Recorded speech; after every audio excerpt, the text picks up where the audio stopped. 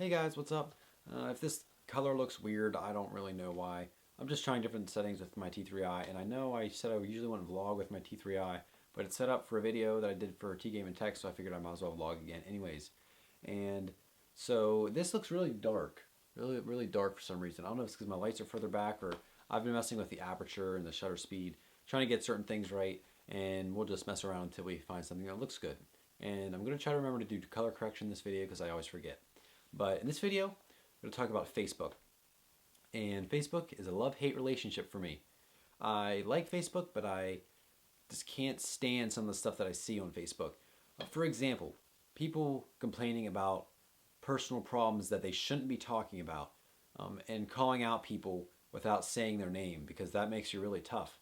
And just being negative toward other people and being rude to other people on Facebook, I don't understand, especially when people aren't like that in real life. I don't understand why they get tough on the internet. That's all. That's the biggest mystery of all on the internet, and that's not just Facebook. That's YouTube, Twitter, every single forum known to man. People always get tough over the internet, but once you meet them in person, they would never say such things. But that's a different story.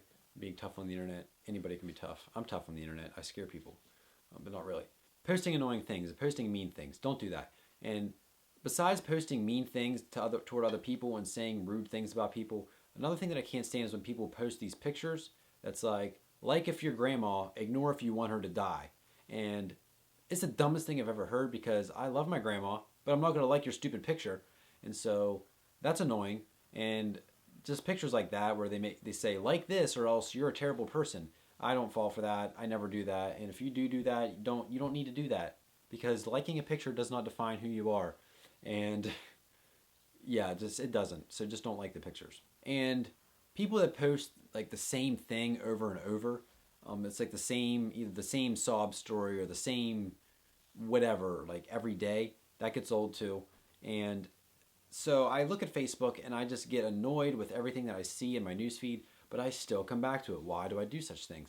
I think it's because Facebook's addicting, and you can connect with other people that you know, and it's a good way to stay in touch with people, but it's also a huge gossip circle because you can see what everybody's doing, and when people do post their personal problems on Facebook, everybody looks, and everybody gets their own opinion without even knowing anything, and I just don't understand why people do such things. I don't know why people post personal problems and call out other people on Facebook, and then somebody says, oh, what's happening? Oh, it's a personal problem. Don't ask me about it, or I don't want to talk about it.